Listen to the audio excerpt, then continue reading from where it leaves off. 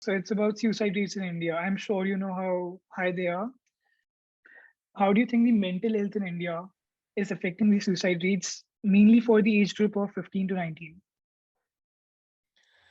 So India is a land of teenage and youngster suicide, and I think I have said this so many times on various platforms that India needs to do something for the group. For the youth, and in fact we need to create more opportunities. We need to create situations, and alarming situation is that the male suicide rate is double of females, right? So everybody start talking about female empowerment and women empowerment and all of those things, but if you look at this, men can't even cry.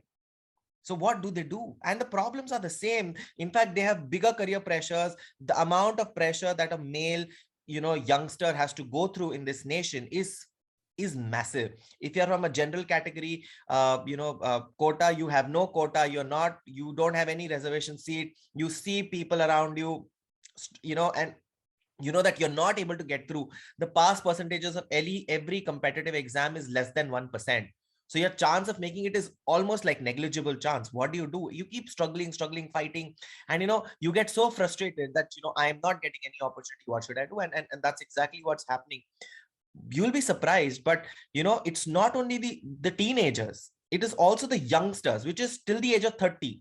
So the maximum teen suicide is not at the teenage, but it is technically between 25 to 30 years of age. And the biggest reason quoted is family pressure. So family is responsible. So technically parents are killing their children. Relatives, your mama, kaka, chacha are killing you. And I think that is the biggest challenge around that. Our families and our family pressures are killing our youngsters and young males. Because see what happens, it's very, very funny. Indian society is a very male dominated society which pampers kids. And all males are like, beta, you are the beta of the house, you are the ladka, don't do anything, we'll pamper, right? And you pamper the kid, becomes 18 and 19, and then suddenly the whole reality dawns onto him when he realizes, oh, I am not able to do anything, I am not able to crack any competitive exam, I'm not able to get a job, I'm not able to earn money, what do I do? And there the family will start saying, now you're grown up, it's your family responsibility, bear the responsibility. But they never told him that he will have to bear the responsibility. They never gave him the right knowledge, principles, values to really understand and survive on earth. So I think these are some very classic problems that the Indian males are facing, and I would say even Indian youngsters, even otherwise, are facing, that they are not told how to face failures, they're not taught how to really face the realities of life, and then suddenly all of this happens to them. They're not able to cope up with the pressure, and they decide to commit suicide. So I think these are the classic things which I think are the reasons for suicide. Okay, so following up on this, how do you think mental health is ignored in India?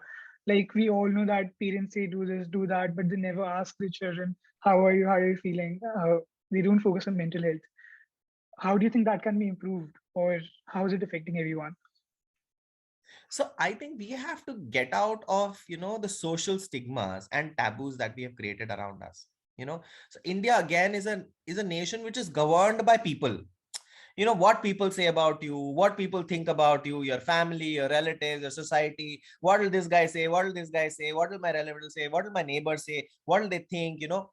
We have to get out of this. We are so much conscious about people around us that we actually start hurting ourselves.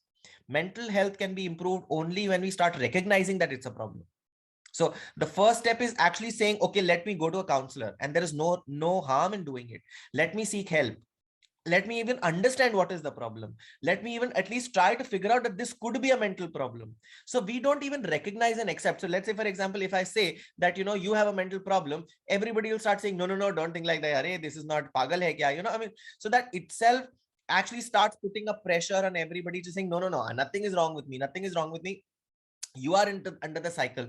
Going to a psychiatrist is the biggest pressure that you have. You do not recognize that there is a problem, and if you can't recognize it, you will never go to the doctor. If you can't go to the doctor, there's nothing that you can do about it. So you have to start accepting that this is a real problem. mental health is an issue. You accept that, okay, I'm under, and we all get into depression, we all have problems, we all face difficulties in life, and we all actually go through the, go through sometimes when we need bit of motivation, we need help, we need support. We don't seek out and we don't go to experts for doing this. We just kind of depend on the family. We think family will do everything, but they are not experts.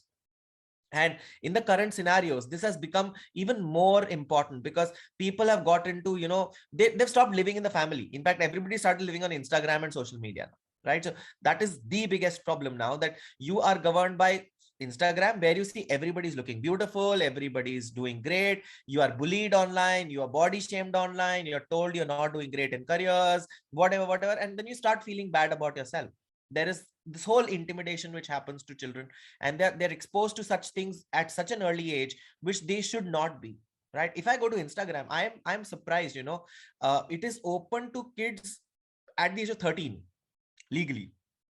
And the kind of content that I see on Instagram is definitely not worth 13 years, right? So I would definitely not want my child of 13 to be, having access to such. This is legally being accessed, right? I'm surprised. Look at the content available on Twitter. Look at the content available on social media platforms or any, website which is just exposed to children, and they don't know what to do about it. So this is the whole concept of cyberbullying and cybercrime itself, which is a bigger issue. Then the whole concept of competition, survival, being able to earn, being able to survive in this overpopulated world. The world population has doubled in the last 40 years. That's another problem. I mean, we don't need that many people on earth actually. So where would jobs go? Where would the money come from? What will happen? So that whole pressure is killing our people, and we have to accept this as a mental problem.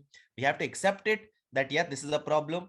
Start recognizing, start going to the right people, start going to the right experts, and probably there could be a way then.